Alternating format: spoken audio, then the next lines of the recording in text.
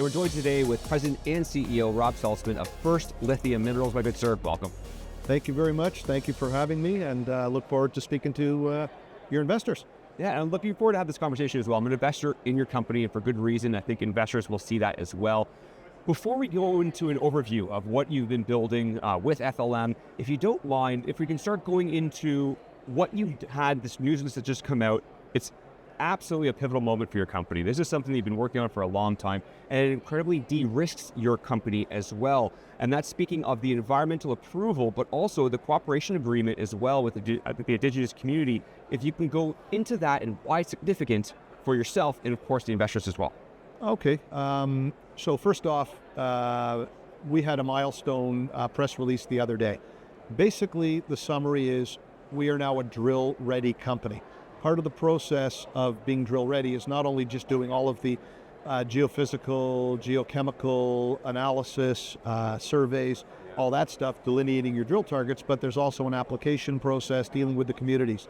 So we're very excited because we've taken all of the work that I described, we've taken all the data, we've compiled it, we've put it in with our application to the ministry. They came back and the summary is their assessment was that we will not have any material impact, and we have been given our environmental approval. So that was a very positive first start, because as you know, this day and age, without environmental approvals, projects go nowhere. Absolutely. The second thing is, we at First Lithium, from the very beginning, we've spent a lot of time focusing our attention and making sure that we actually have a social license to operate with the community. That's extremely important. We want to make sure that we're doing any of the work that we do is in an environmentally sustainable and a responsible manner, look after the community, look after the environment, and all of that is put into place, and we were able to sign our cooperation agreement with them last week, which we press released on Monday. There's a side benefit as well.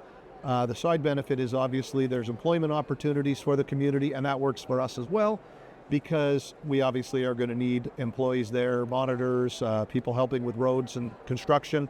And at the same time, there is, I guess, we're building them a greenhouse, and, we're helping them with social infrastructure. We're working on a greenhouse as well as a playground, so win-win for all.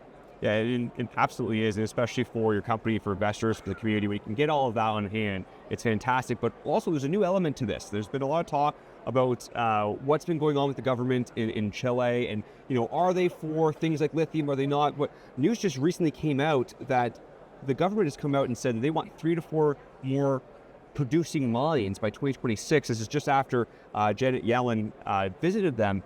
This is a very big 180. This is them saying, no, we not only want companies, we not only want this production, we want it now, we want it 3 to 4 new mines. What does this mean for your company, and how are you positioned to potentially take advantage of that? Okay, it's obviously a very positive. Basically what's happening is, I saw the news Saturday, Reuters put it out, and then obviously at the show, it's been confirmed by the ministers themselves, people who are in town. Basically, the government, as the article stated, they want to have 3 to 4 new mines in, up and in production by 2026. I think it's going to be difficult, obviously, to get mines up and running that quickly. However, it's an extremely positive step. We're very encouraged.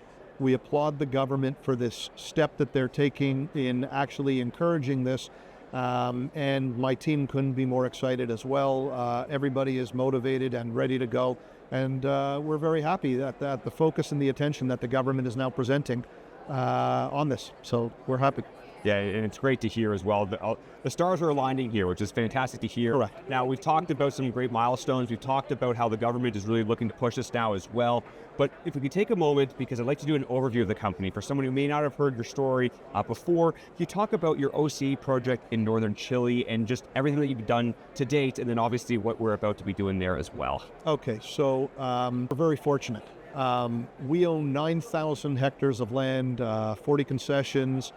We own it outright. We have no partners. We don't own any. We don't have any royalties, no debt or anything like that. These are our properties. Go try and find land that's not staked there. It's going to be very difficult. So we've spent the last few years doing a lot of work. Number one, we've done multiple geochemical surveys. So we've gone on, we've gone as far back as the geochemical work that was required to put the numbers into our 43101 that we published, to as recent as this past summer, we took another bunch of samples and we did basically surface brine and brackish water samples, and we were very, very happy with the results. We had numbers as high as 78 milligrams per liter, which is very high when you consider that it's surface brine, but it is obviously diluted by brackish water, so it brings down your numbers. But we still had an average in the high 40 ppm range as well. So we're very excited about that, obviously, and that allowed us to continue doing our work as one of it. But what we've also done is we've done 2 geophysical surveys. So in the fall, winter of 2022, we actually went on the Salars. We did TEM, Transient Electromagnetic Survey. The results were spectacular. However, they didn't tell us the full story. They were open at depth. We couldn't see the bottom. They were great results. Very, very, very high conductivity is what I'll leave it at. So in the winter, I guess January, February of 23, we went back on the Salar, completed another geophysical survey, and this time we did MT, so magnetotelluric. So we did that, and again, now we had a clearer picture of what we were at, because magnetotelluric MT goes down kilometers, but we found the base at 500-600 meters. So we did actually see the base, which means that you've got 100 to 150 meters of what I will term as the hard, the crust on the top when you see people walking on the Salars. Yeah. And then obviously from there on, you've got different very, very high conductivity zones until you reach the bottom at about 500-600 meters. That's the first thing. So using that data, we obviously delineated a drill target, which is what the first area we're going to be drilling, which is we're going to focus on Salar de Ascotan. We talked about that. So that's basically what we've done. We've had good results. We've done a lot of good work, and we've delineated our targets. Yeah, delineated targets, but also now we've got those last few milestones to really find out what's down there, which is, of course, the drill drilling program. So hence why that's so exciting, an exciting time for investors as well. And there's been quite a lot of interest from majors looking for deposits. Whether people look at the lithium space, obviously we've seen some pullbacks in the price of lithium and things of the like, but what it is there's absolutely no question that the world needs more lithium. The EV revolution is still going on. Whether it's slowing down or not doesn't matter. We are going to constantly need more. And these companies and these governments are starting to look for, okay, where can we find the best deposits? And Chile has always been known for them. If you look at the majors right now, even the Chilean state-owned company Codelco bought Lithium Power International for $244 million USD just last year. Do you see your project as a potential M&A target, or even a JV partnership as well? Do you see that there's majors out there potentially looking for what you have? You know what? You're not going to like my answer. Safe answer. Because you're not going to like my answer because we obviously don't comment on that. We don't want to misguide anybody, take anybody down the road. Whatever other companies want to do, look at us. Not obviously we're going to make our information public. Whatever we delineate.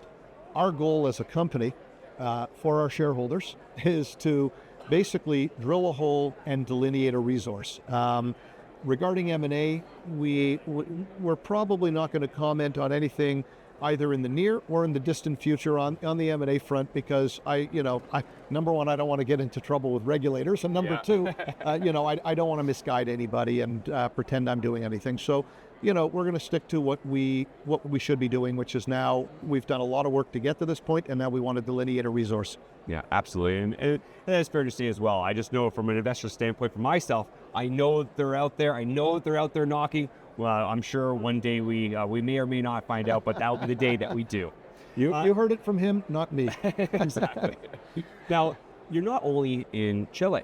You actually have a very, very interesting project as well in northwestern Ontario. And just a few months ago as well, you actually doubled down on that. You grabbed 175 mining claims covering 3,573 additional hectares.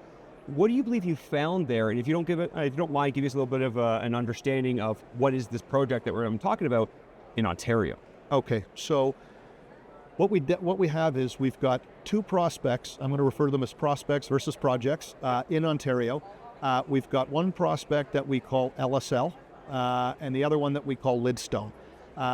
So what we did, we originally started with the LSL prospect, and then, as you said, we doubled or tripled down. We increased our assets, our claims there. And then we also announced the acquisition and staking of Lidstone. So we've got two. We've got the LSL is it's in the Patricia Mining District. And then the Lidstone is actually in what they call the Thunder Bay Mining District. However, Thunder Bay would be your main city that you're going to fly into or get to when you go to those projects nonetheless. So the reason we looked at those projects, those prospects, was specifically because of the historical work. Some LSL has had more work done on it than Lidstone, but they both look very interesting. So they both have had, geologic mapping, line cutting, geophysical work done on them.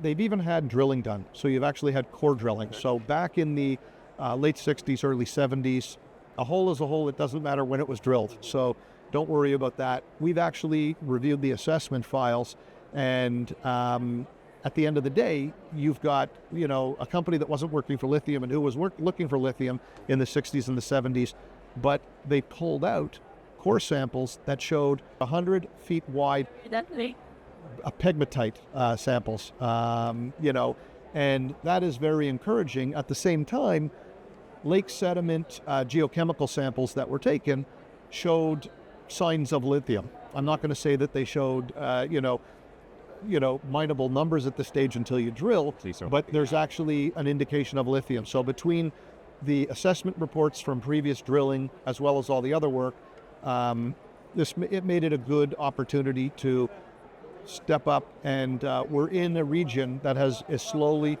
not even slowly anymore, it is becoming very well known for lithium. Yeah, and speaking of stepping up, obviously you've been increasing to your land package there, so clearly stepping up that way, but also you're increasing your ownership of your company. It seems like it's almost daily, if not weekly. You're constantly on the SEDI filings, getting more. You're clearly seeing something here. For those investors who've been watching this and you're curious to know what's coming down the pipeline from your company, what could investors be excited about over the weeks and months to come? Okay, so first of all, it's good to see somebody's following the SEDI filings. We have been, both myself, my directors, we've been we continue to buy shares, especially at this level. What's there to be excited about? I mean, you've got a company that, as you know, I just made an incredible announcement that we are drill ready. We've got, again, the environmental approval. We've got the cooperation agreement with the community. As we talk, we are in discussions with two highly qualified drilling contractors. Right now, they've actually been out to site. They visited the site. They went with our hydrogeologist. They actually visited the site to take a look at what sort of pads may need to be built for the drills, roads, and so on. So all of that together, everybody's been out there, whether it's our geologist, the hydrogeologist, the potential drilling contractors, so we can get our quotes and get our drill program designed. And so, that's a very exciting thing. The only issue is I should be out at site right now, but here I am at PDAC 2024. Yeah, exactly. Well, as you said there's so much going on here. It's an exciting time for your company as well, because there's nothing more advantageous for an investor was once you started de-risking things, you've started doing all of the work to be done. Now is the time to put the drill in the ground. This is the exciting time for investors. This is why I personally am one of your investors and excited to see everything that you got to go on here. Thank you for being an investor, and you're absolutely right. This is the absolute most exciting time to invest in a mining company. You're not investing, obviously you're investing in a little bit of speculation, because until you drill, you don't have the results. But you've now got a company, and I feel like I'm repeating myself, and you've got all of the geophysical studies, surveys, you've got the geochemical surveys, you've got the drill targets delineated, you've got your permits. We're drill ready. So all of that is behind us, and now it's in the ground. Very interesting and very exciting as well. Well, Rob, thank you so much for your time. For anyone looking for more information, straight behind you here, you go to the CSC, look up FLM. My good sir, thank you so much for your time, and I hope you enjoy the rest of your time at PDAC as well. Thank you very much, and thank you for having me.